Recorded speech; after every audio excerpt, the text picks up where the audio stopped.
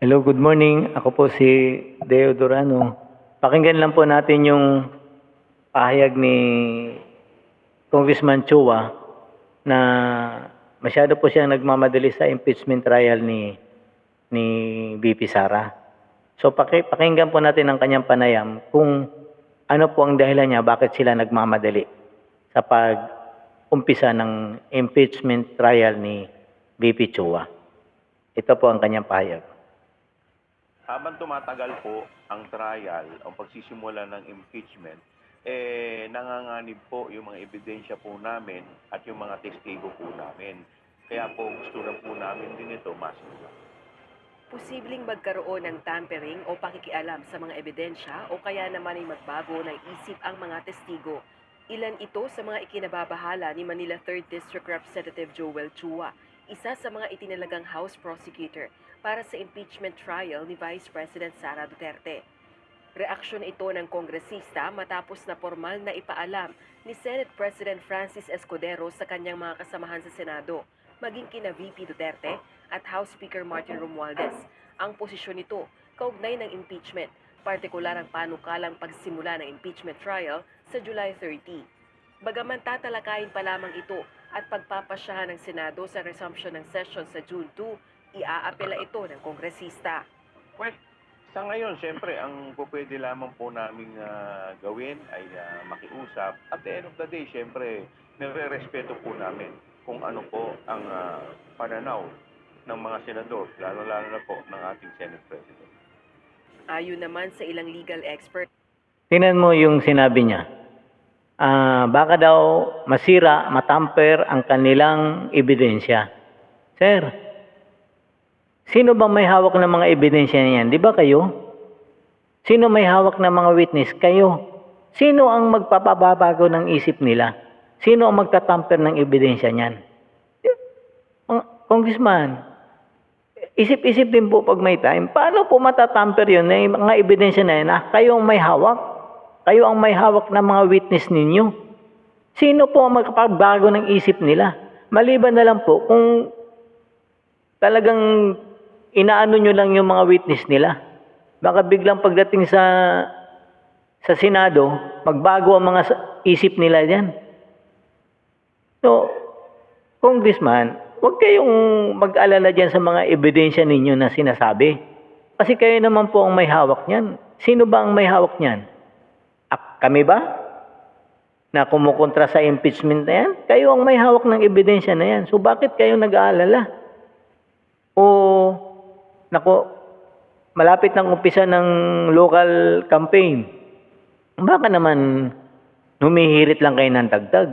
Masyado nyo pinipressure si Chis Escudero. Pinapalabas niyo na malawak ang clamor ng mga tao sa impeachment trial ni VP Sara. Kayo lang naman ang nag-iingay dyan, kayong mga congressman. Pero magpasurvey kayo dun sa mga tao na hindi nyo kaalyado, na mga kakilala nyo lang. Independent survey.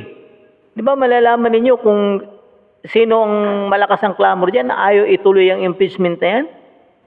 Pero pinapalabas nyo sa mga survey ninyo, sa mga hindi natin alam kung saan galing yung mga survey na yan, na ang clamor, masyado yung pinipressure yung mga tao, si Presidente, si Chis Escudero. Bakit?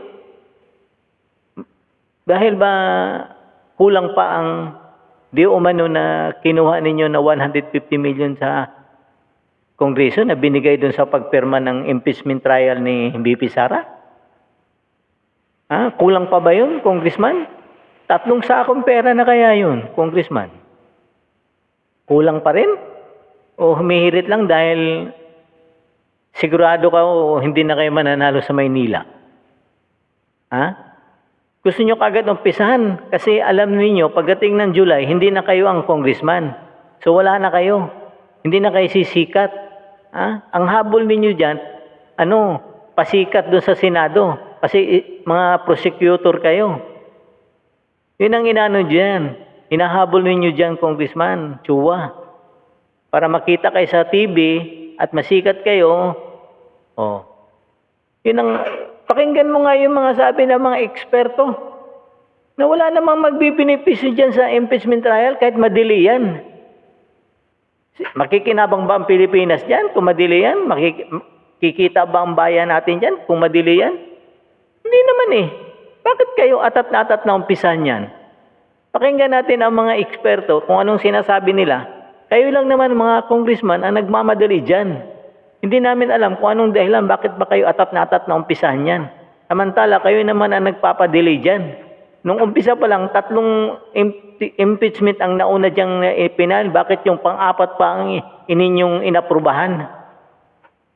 3 impeachment po yan. Tapos ang pang-apat, ang pinakahuli, ang inyong inaprubahan. Bakit? Ha? Congressman Chua, kung nag-aalala ka talaga, dapat nung una pa lang nag-file, inaksyonan nyo na. Dapat sana nag-umpisa na ngayon yan. Baka patapos na ngayon yung impeachment na yan. Kaso mo hindi nyo rin inaksyonan eh. Kasalanan nyo rin po yan. Diba po? Pakinggan natin ang mga eksperto kung anong sinasabi. Walang makikinabang sa pagkabinbi ng impeachment trial.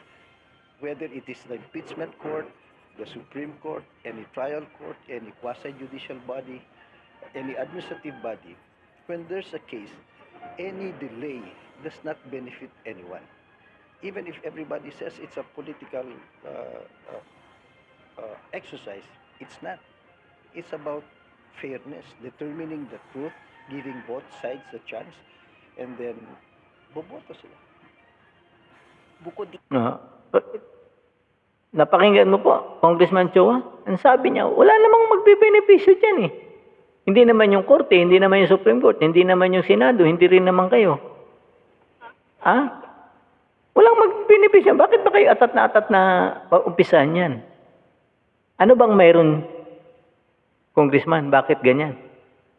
Bakit gusto nyo kagad umpisahan? Ha? Hindi naman magbibenepisyo ang bayan natin yan. Magbibenepisyo yan ang pagkawatak-watak ng Pilipino. Oh, bakit? Bakit watak-watak? Kasi hindi rin papayag itong bumudo kay BP Sara na 32 million mahigit. Tingin mo kaya ba, hindi magwawala ito sa kalsada kung sakasakaling matuloy yan? Kaya nga pinipigilan nga sa Supreme Court yan eh.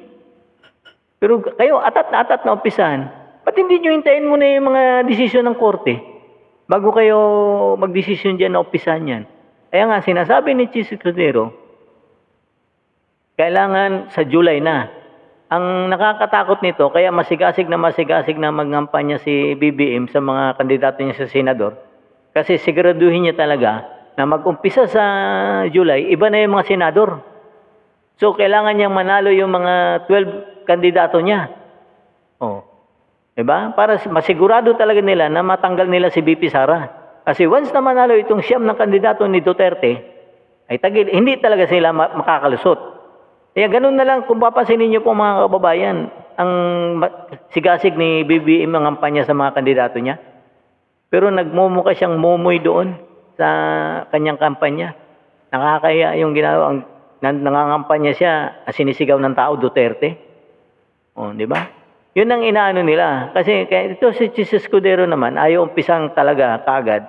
Kasi nga, magpapalit ng 12. So, kailangan mo na niya, sabi niya, manumpa mo na yung 12. Oh. Ay, paano kung manalo yung siyam? Ay, ibig sabihin, absuelto na si BP Sara sa butuhan. Kaya si BBM, talagang agresibo sa kanyang kampanya sa mga senador niya. Paano kung matalo yung mga senador niya? Kasi masyado nyo pinapainit yung clamor. Mayroon pang aso dun sa Malacanang, kahul na walang ibang binabanatan mga Duterte. Eh, hindi niya ba alam na habang binabanatan yung mga Duterte, lalong sumisikat yung mga yun? Kasi mahilig ang Pinoy sa mga underdog. Lalo na yung mga mahihirap. Inaapi nyo, di akala nyo nakakatulong yung mga atake ninyo. So, malalaman naman nyo yan sa eleksyon eh. Kung sino yung ano. Kaya pakinggan natin itong isa pang eksperto kung anong sabi. dito, maaari rin itong magbunga ng panibagong kwestiyon at kaso sa korte ayon sa isang constitutional framer. I don't agree. that it should be postponed in July. They violated or did not follow the constitutional mandate, they're accountable. Samantala, formal nang binuo ng House of Representatives ang impeachment secretariat para sa impeachment trial sa pamamagitan ng isang memorandum order mula sa tanggapan ni House Secretary General Reginald Velasco. Pangungunahan ng impeachment secretariat ng House Secretary General at magkakaloob ng technical at administrative support sa public prosecutors para sa paglilitis ng pangalawang Pangulo. Binubuo ang impeachment secretariat ng 134 na kawani mula sa iba't ibang departments ng mababang kapulungan. Rosa Licoz, UNTV News and Rescue. Diyos ang aming sandigan, serbisyo publiko ang aming pinahahalagahan. Oh, yan. Pakinggan nyo, Congressman Chua. Kayo ang maghanda. Kasi sinasabi nga ni BP Sara na since November 2023, pinaghandaan niya na yan. Simula nung lumabas kay Franz Castro, yung convicted na congressman ng Makabayan Black, na i-impeach nila si Sara. So doon pa lang naghanda na si BP Sara sa gagawin ninyo. So ngayon naman, kayo naman, huwag kayong kaul ng kaul sa media na apurahin yung impeachment na yan. Dapat umpisa na. Anong mabibinipisyo na? Ang mabibinipisyo ng bayan dyan, pagkawatak-watak ng mga Pilipino. Kayo atat na atat. Bakit? May award ba yan pagka naumpisa na agad? O dagdag sa budget sa kampanya? Congressman Chua? O talagang inaasahan mo na hindi ka na mananalo sa distrito mo? Patakbo ka lang naman ni Isko Moreno eh. Nag-giveaway lang sila para magkaroon ka ng sana, Congressman, isip-isip din. Kasi obligado pong watak-watak ang mga tao ngayon dyan pagka tinuloy nyo yan. Kaya nga mayroon pang apela si BP Sara sa Supreme Court eh. So bakit hindi natin hintayin yun? Pag sinabi ng Supreme Court na ituloy yan, mag-ano naman yan? Susunod naman yan si BP Sara eh. Doon yung ngayon, persahin yung Senado na umpisa na kagad yan. Ngayon, kung wala pang desisyon yun, ay stay put muna kayo dyan sa kanyang kinalalagyan. Ingatan ninyo yung sinasabi niyong ebidensya. At alagaan ninyo yung mga sinasabi niyong witness. Yun lang naman ang sino makakasira niyan? Sino magtatamper niyan, Congressman? Hawak ninyo yan. Hawak ninyo mga witness. Sino magtatamper? Sige nga. Yan ang hirap sa'yo. Ibinibintang mo sa mga tao na kayo ang may hawak. O, di ba? Sino ang ibig sabihin magtamper? Si BP Sara? Hindi kayang itatamper ni BP Sara yan kasi hawak ninyo yan, sir. Mr. Congressman, hawak ninyo yung ebidensya ninyo. O bakit kayo mag-aalala dyan sa tampering na yan? O witness na magbabago ang isip, kayo naman na may hawak niyan. I-secure ninyo sila. Kung talagang sigurado kayo na kayang-kayang i-impeach nyo si Sara sa mga hawak ninyong ebidensya. Yan mga kababayan, sa darating na halalan po, boto po tayo, PDP laban, vote straight po yan, siyam. Para yan na lang po talaga ang kung sakaling matuloy itong impeachment na ito, yan na lang ang nila BP Sara. Kasi gusto talaga nilang tanggalin si BP Sara at paupuin si Romualdez sa Vice Presidente. Ayan po ang clamor ngayon. So yung clamor ng mga congressman na sinasabi nilang gusto na raw ng mga tao na umpisan ang impeachment trial. Sila lang yung nagsasabi para ma-pressure nila yung presidente na magtawag ng special session. At si Chis Escudero na sumulat sa presidente na umpisahan na yung impeachment trial. Yan ang clamor nila ngayon. Kaya pinapalabas nila na ang may gusto ang taong bayan. So, sa darating po na halalan, PDP laban po. Vote straight po tayo dyan. Hanggang dito na lang po muna tayo mga kababayan. Ako po si Deo Durano. Paki-like naman po, share at subscribe ng aking channel sa YouTube at Facebook. Deo Durano at Bing Durano sa Facebook po. Marami pong salamat. Magandang araw, Pilipinas.